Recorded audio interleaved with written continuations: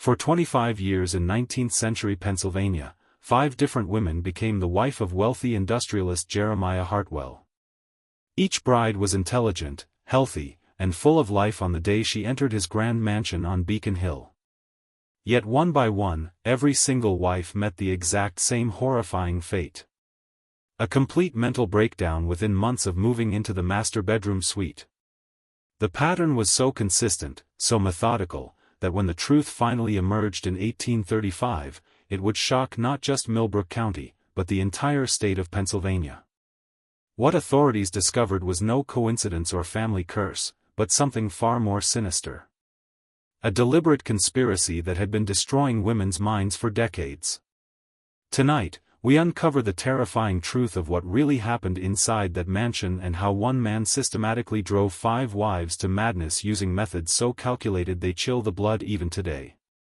Before we continue with the story of Jeremiah Hartwell and his tragic wives, make sure to subscribe to our channel and let us know in the comments what state you're listening from. You might be surprised how close to your own home these dark events occurred. The events that would shock Pennsylvania began in the prosperous town of Millbrook, nestled in the coal-rich valleys southwest of Pittsburgh.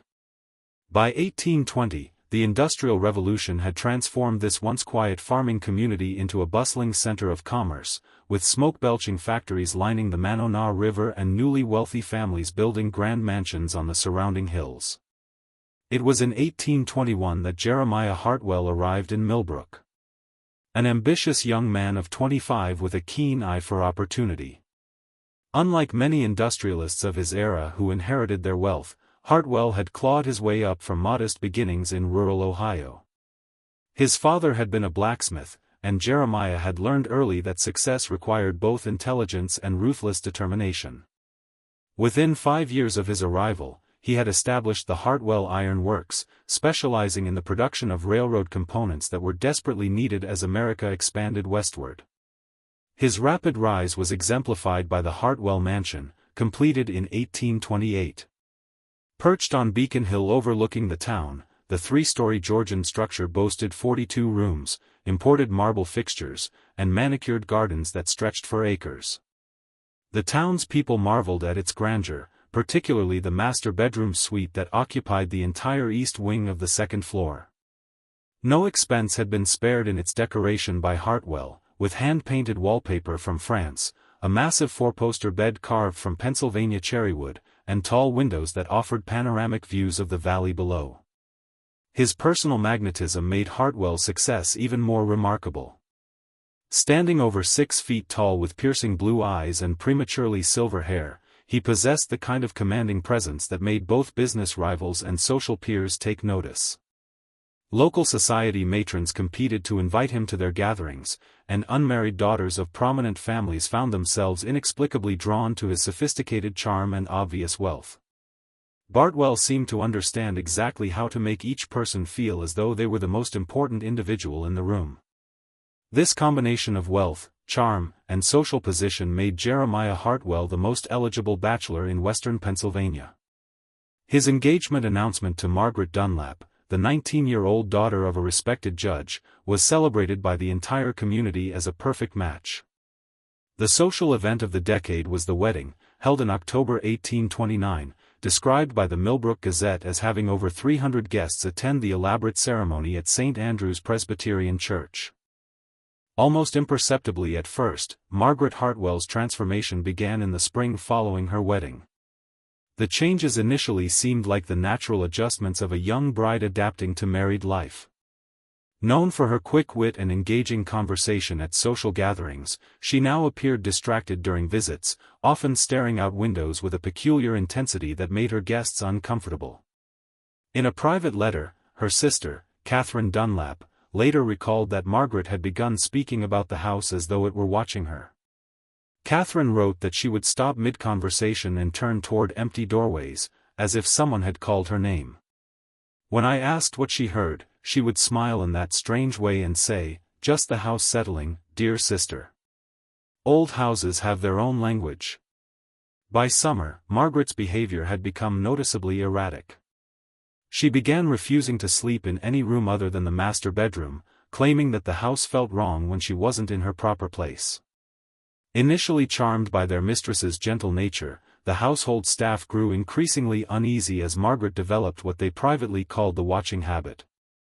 She would position herself at the bedroom windows for hours, not looking out at the gardens or the town below, but staring intently at her own reflection in the glass, moving her head slightly from side to side as if studying herself from different angles. On a humid evening in August 1830 came the breaking point. The Hartwells were hosting a dinner party for several prominent Pittsburgh businessmen when Margaret suddenly stood up in the middle of the main course, walked to the dining room's large mirror, and began having an animated conversation with her reflection. The guests watched in stunned silence as she gestured emphatically and appeared to be arguing with the image in the glass, occasionally laughing in a high-pitched manner that no one had ever heard from her before. One of the dinner guests, Thomas Petton, recalled in his journal that she kept asking her why she looked so tired. But the most unsettling part was that she seemed to be waiting for answers, pausing as if the reflection was speaking back to her. When Mr. Hartwell gently tried to guide her away from the mirror, she became agitated and insisted that she wasn't finished talking yet.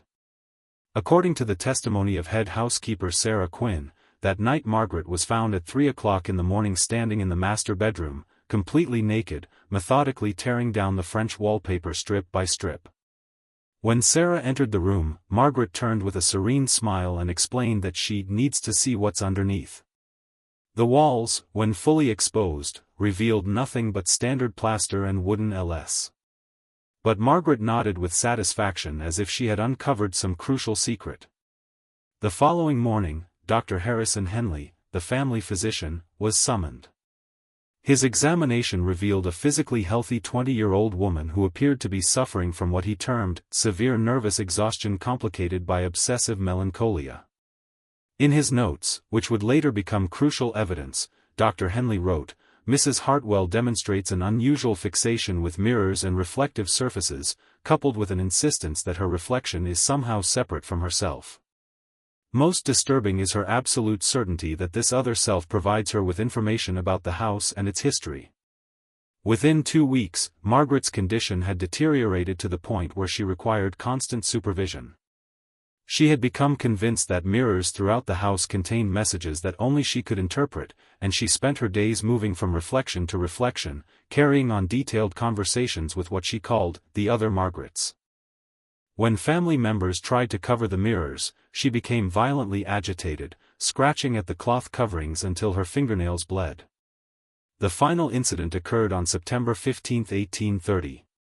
Margaret somehow managed to gather every mirror, piece of polished silver, and reflective surface in the mansion into the master bedroom. She arranged them in a complex pattern around the room, then spent the entire night in what the housekeeper described as a conference with her other selves.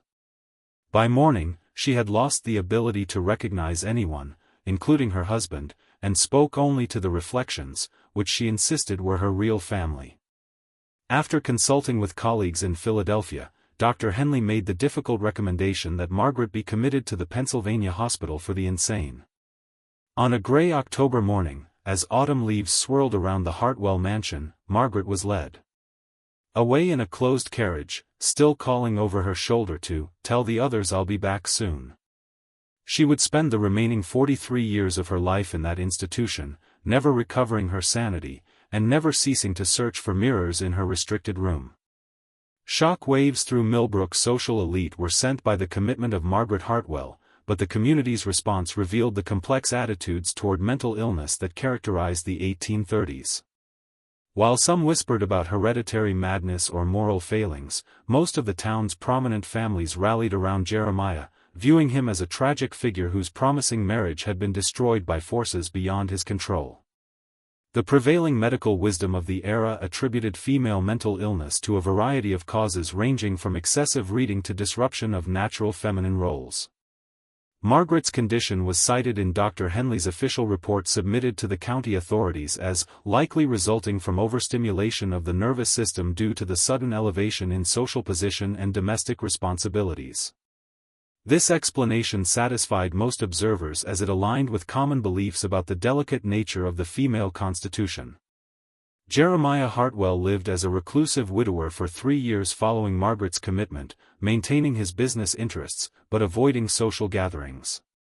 The master bedroom was sealed, its contents covered with white sheets, and Jeremiah moved to a smaller room on the 3rd floor. Reduced to just the essential positions, the household staff reported that their employer spent most evenings in his study, poring over medical texts and correspondence with various physicians about his wife's condition. Hartwell became obsessed during this period with understanding what he called the science of mental affliction. He accumulated an extensive library on topics ranging from phrenology to the latest European theories about nervous disorders. A man genuinely tormented by his wife's fate and desperately seeking rational explanations for her breakdown is revealed by his personal journals discovered decades later. Word that Margaret had died in the asylum was received by Jeremiah in 1833. Her final years were marked by progressive physical deterioration that accompanied her mental decline. A small private affair attended only by immediate family members was the funeral. Margaret was buried in the Hartwell family plot in Millbrook Cemetery, her gravestone bearing only her name, dates, and the inscription, "Beloved Wife at Peace." The tragedy seemed to mark the end of one chapter in Jeremiah's life. But those closest to him noticed that Margaret's death had changed him in subtle but profound ways. His business associates remarked that he had developed an almost obsessive attention to detail in his personal appearance and surroundings. He began requiring that all mirrors in his office be cleaned twice daily, and he had developed a habit of checking his reflection frequently throughout business meetings, as if verifying that he appeared normal to others.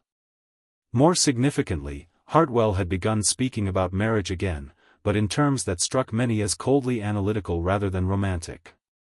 He would discuss the requirements of a suitable wife with the same methodical approach he applied to business negotiations, creating what he called compatibility assessments for potential candidates. It was during this period that Hartwell met Elena Rodriguez, the 22-year-old daughter of a Spanish merchant who had recently established trading connections with Pittsburgh's growing industrial sector. A rare combination of intelligence and beauty was possessed by Elena that immediately captured Hartwell's attention, but more importantly, she demonstrated what he described as exceptional mental resilience during their courtship conversations. Their engagement, announced in the spring of 1834, surprised many in Millbrook society who had assumed Hartwell would never remarry. But those who observed the couple together noted that Jeremiah seemed to have recovered his earlier charm and confidence. Elena, for her part, appeared genuinely happy and excited about becoming mistress of the grand mansion on Beacon Hill. The wedding took place in June 1834, a more modest affair than Hartwell's first marriage, but still elegant enough to satisfy social expectations. A decision that would later seem significant was made by Hartwell as Elena moved into the mansion. He reopened the master bedroom suite, having it completely redecorated with new wallpaper, furnishings, and most notably, an entirely new collection of mirrors. Enthusiasm and grace were shown by Elena as she embraced her role as mistress of the Hartwell household. She was particularly proud of the master bedroom, often giving tours to visiting ladies and pointing out the beautiful mirrors that reflected light throughout the spacious suite. Special pleasure was taken in the large vanity mirror, where she would sit each morning and evening, brushing her long, dark hair while chatting happily with her personal maid about the day's activities. For the first 6 months of their marriage, Elenina appeared to be thriving in her new life. She quickly became popular among the local social set. Known for her warmth, intelligence, and genuine interest in others. Unlike Margaret, who had been somewhat shy and reserved, Elenina possessed a natural confidence that made her an ideal hostess for Jeremiah's business entertaining. But by the winter of 1834, those closest to Elena began to notice subtle changes in her demeanor and habits. The first signs of Elena's deterioration appeared in February 1835, manifesting in ways that were eerily reminiscent of Margaret's early symptoms, though the household staff had been strictly instructed never to discuss the previous Mrs. Hartwell's illness with the new bride. Detailed notes in her private diary about her mistress's changing behavior were kept by Elena's personal maid, Maria Santos, a young woman who had accompanied Elena from her father's household. The most complete record of Elena's gradual transformation is provided by these notes, discovered years later hidden in the mansion's attic. Senor Elena has begun spending much longer at her vanity, Maria wrote in early February. This morning she sat brushing her hair for nearly 2 hours, but she was not looking at herself. She was staring just to the left of her reflection as if watching someone else in the mirror. When I asked if she needed anything, she said, "She's trying to tell me something important." Maria, I must listen carefully. By March, Elena had developed what she called mirror conversations, though she insisted they were different from simply talking to herself. According to Maria's accounts, Elena would position herself before various mirrors throughout the house and engage in what appeared to be dialogues, pausing to listen and responding to unheard questions or comments. Unlike Margaret's agitated interactions with her reflection, Elena's conversations seemed pleasant and informative. "She tells me things about the house that I never knew," Elena confided to Maria one afternoon. "About the previous family who lived here, about the secrets hidden in the walls. She's very knowledgeable about household management, too. She's given me excellent advice about organizing the staff schedules." Discreetly consulted when Elena's behavior became more pronounced was Dr. Henley, still serving as the family physician.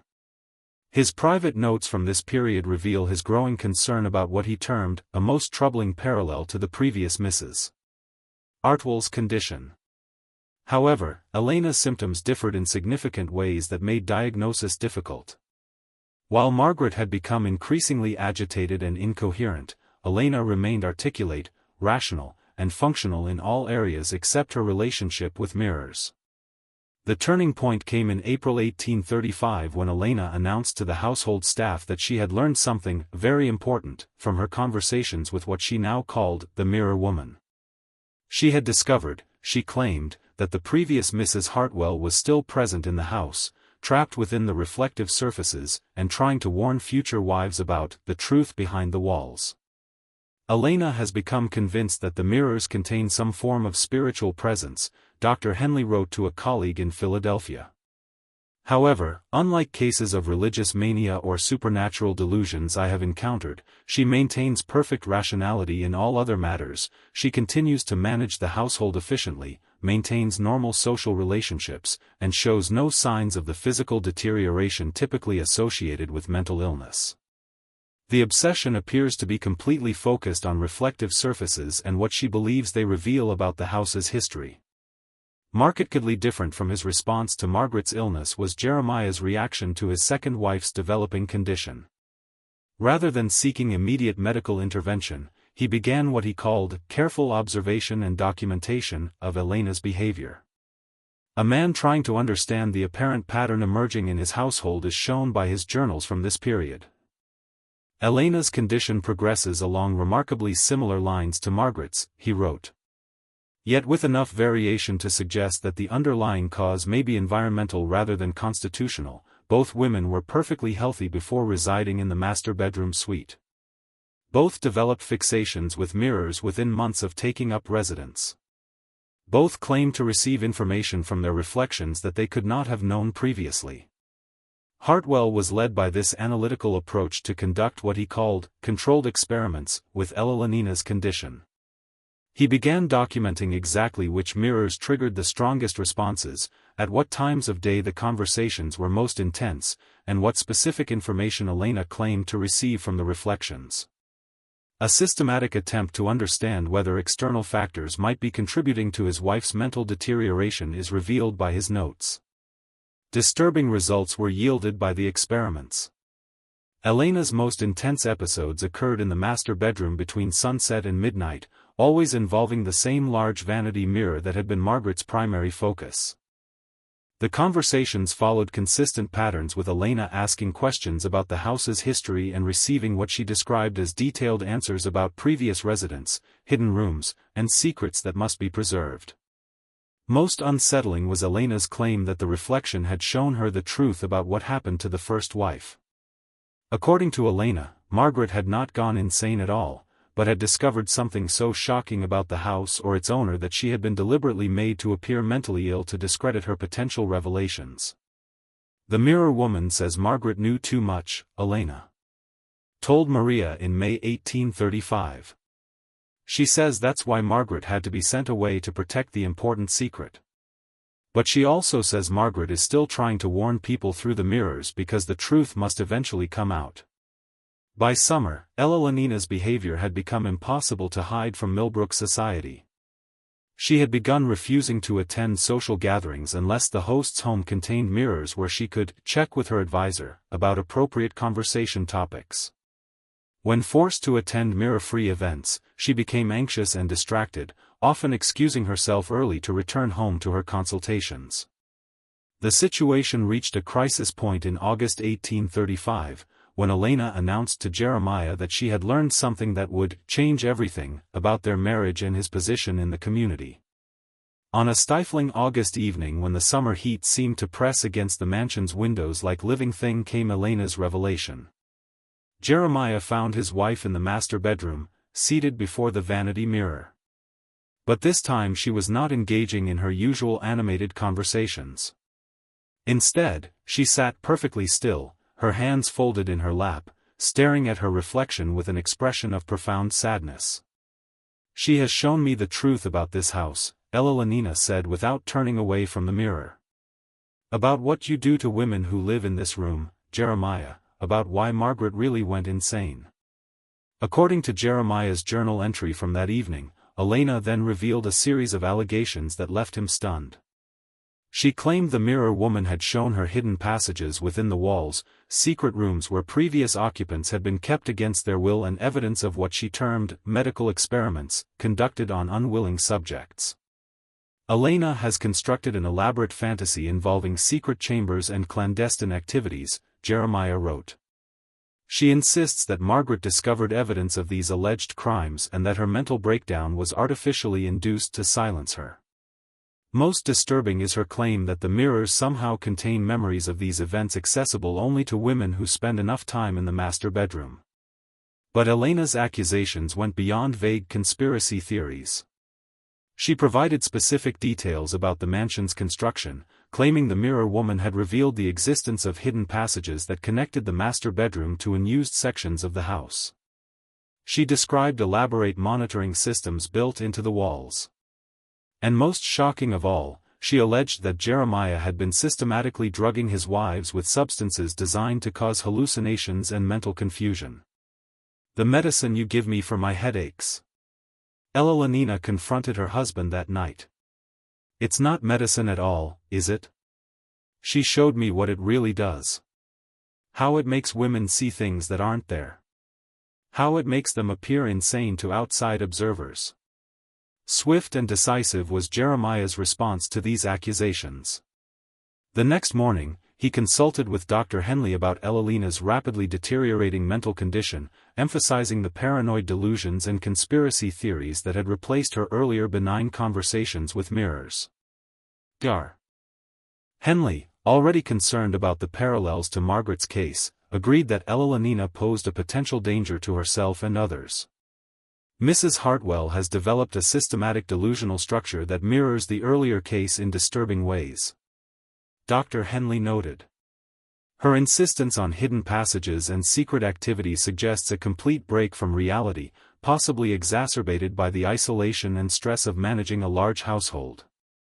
I fear that without immediate intervention, she may progress to the violent episodes that characterized the final stages of the first Mrs. Hartwell's illness."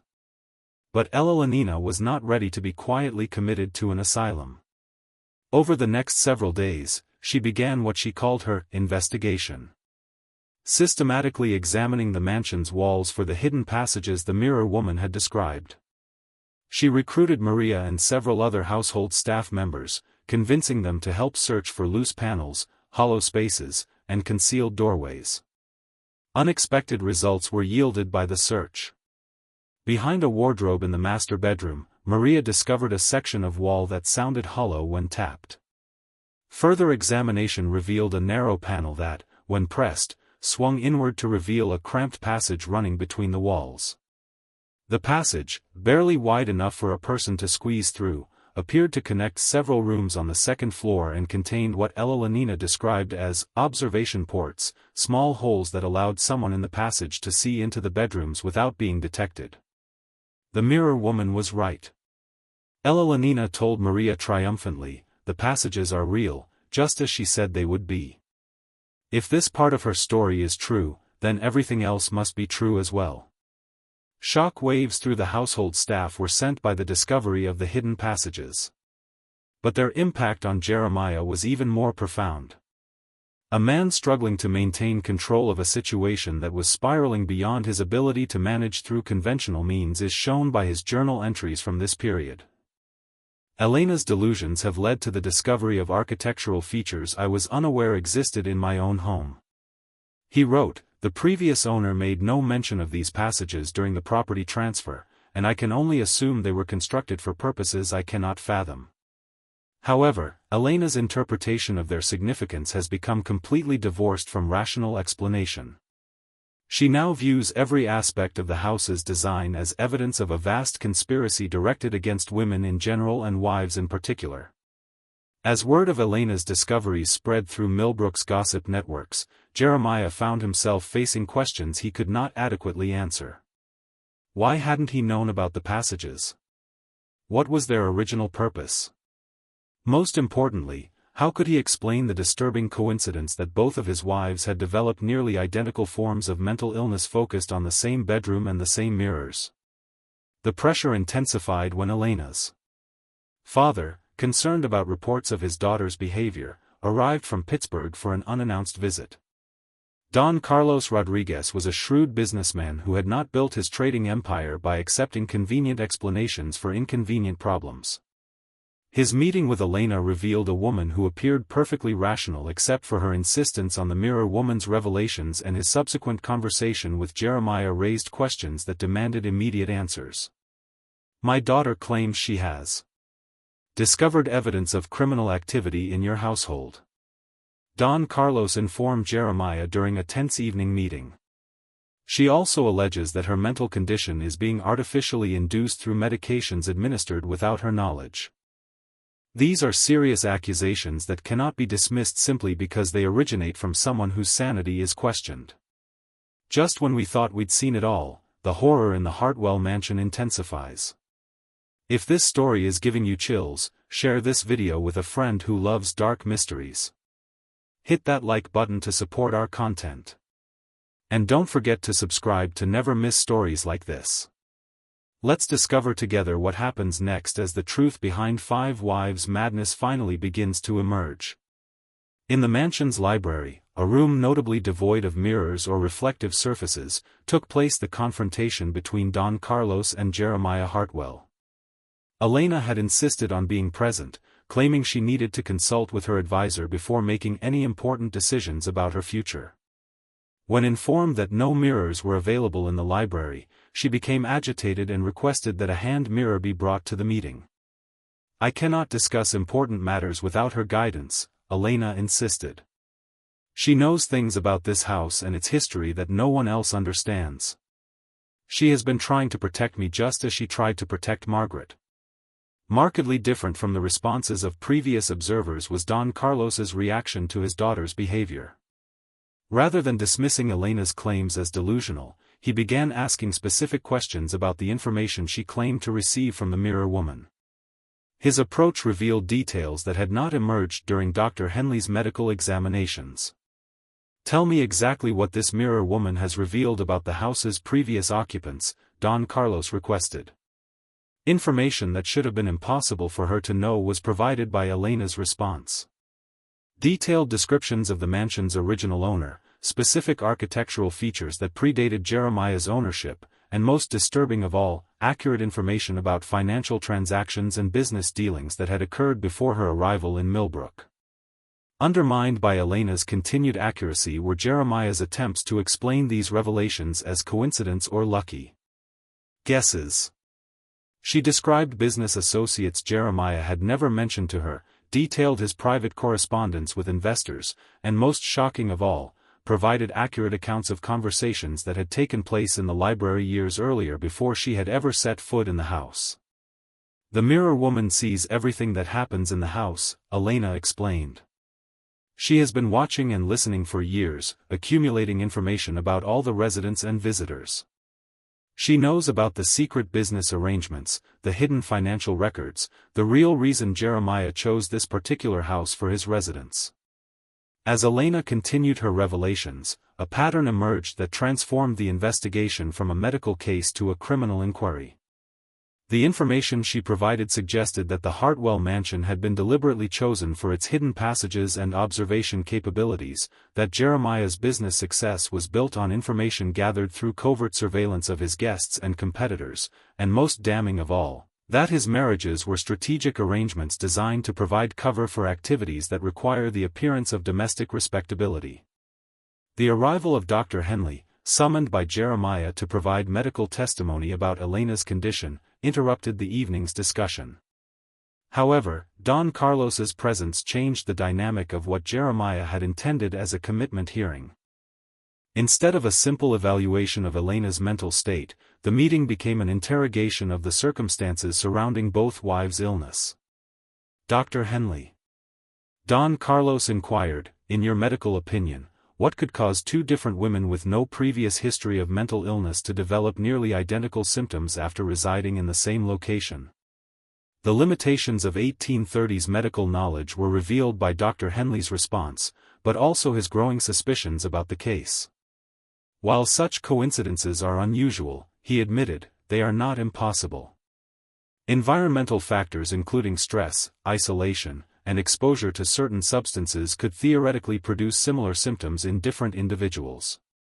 However, the specific focus on mirrors and the consistent reports of receiving information from reflections suggest either a shared delusion or what, Dr. Don Carlos pressed. Or the possibility that both women were exposed to similar environmental conditions that produced similar hallucinogenic effects, making them susceptible to suggestion and false memories while maintaining their ability to function normally in other areas. Heavy in the library's stifling air hung the implications of Dr. Henley's statement. If Elena's condition was artificially induced, then Margaret's similar breakdown took on an entirely different meaning. Rather than tragic coincidences, the wife's mental illness became evidence of systematic manipulation designed to discredit women who had learned information that threatened Jeremiah's carefully constructed facade.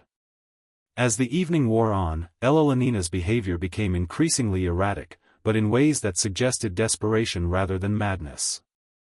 She repeatedly requested access to a mirror, claiming she needed to verify important details before making serious accusations.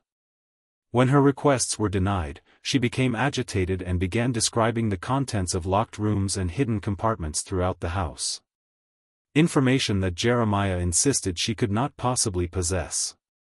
The crisis reached its climax when Elena suddenly stood up and announced that the mirror woman had revealed the location of the evidence that will prove everything. She led the group to the master bedroom where she directed them to a section of wall behind the massive wardrobe. Following her instructions, they discovered not only the hidden passage Maria had found earlier, but a concealed compartment containing documents and materials that would transform the investigation into a criminal prosecution.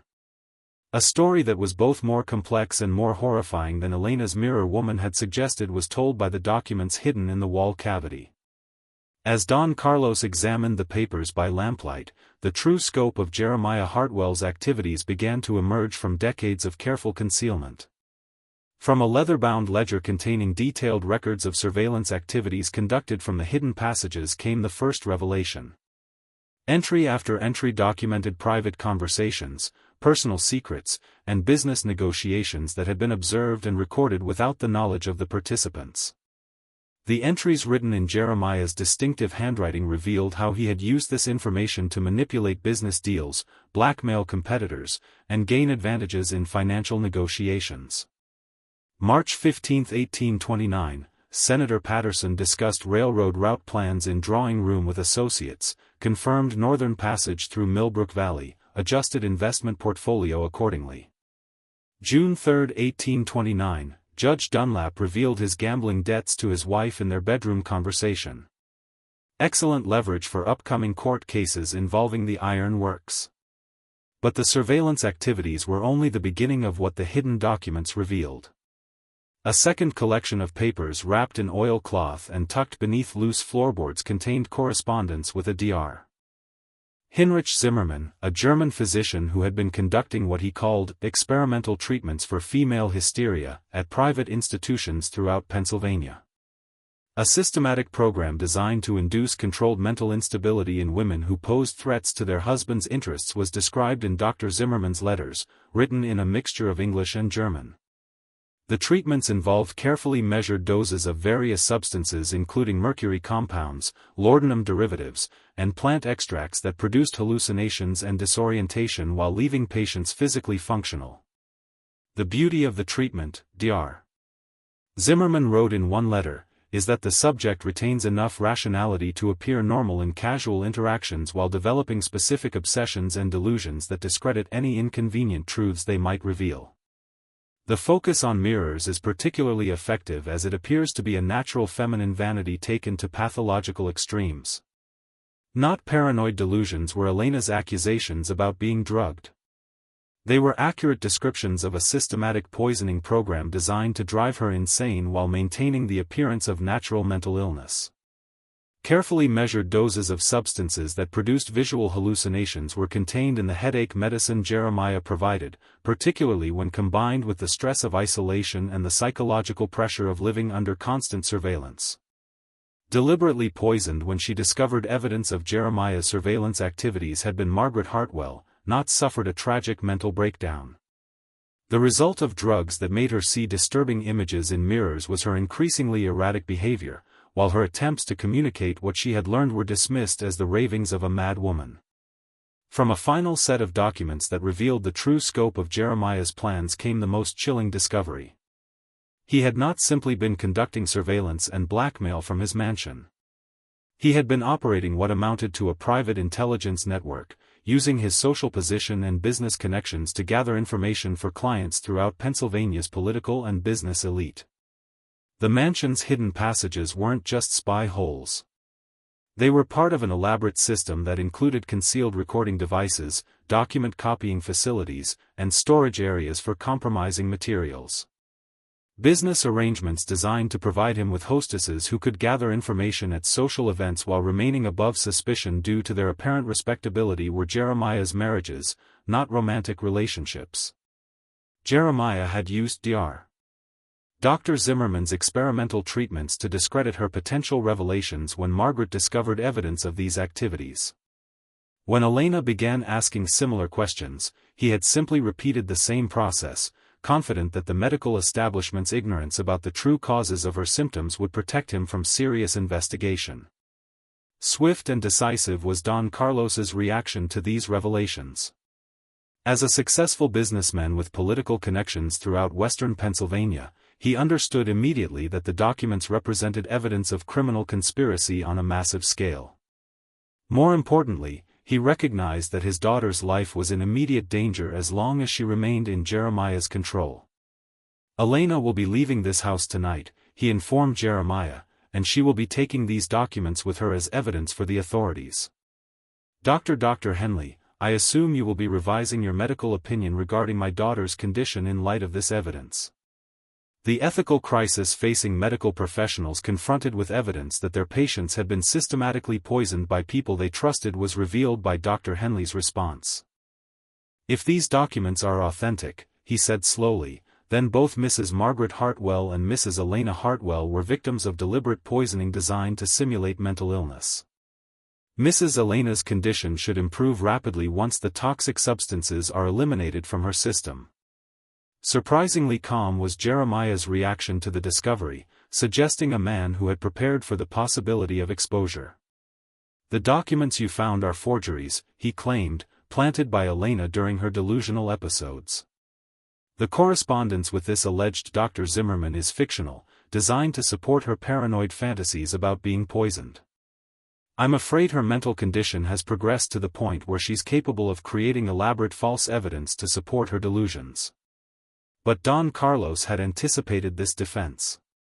Then you won't object to having the contents of these medicine bottles analyzed by independent chemists, he replied, producing the various compounds Jeremiah had been administering to Elenina. And you certainly won't mind if we bring in handwriting experts to verify whether these documents were written by you or by someone else. The confrontation might have continued indefinitely, but it was interrupted by an unexpected voice from the bedroom doorway. Sarah Quinn, the head housekeeper who had served the Hartwell family for over a decade, stepped into the room with the expression of grim determination. "I can't stay silent any longer," she announced. "I've watched 2 good women destroyed by what happens in this house, and I won't watch it happen to others. Mr. Rodriguez, your daughter is telling the truth about everything. I've seen the master administer the medicines. I've seen him using the passages to spy on guests. And I've seen what those treatments do to the ladies who live in this bedroom."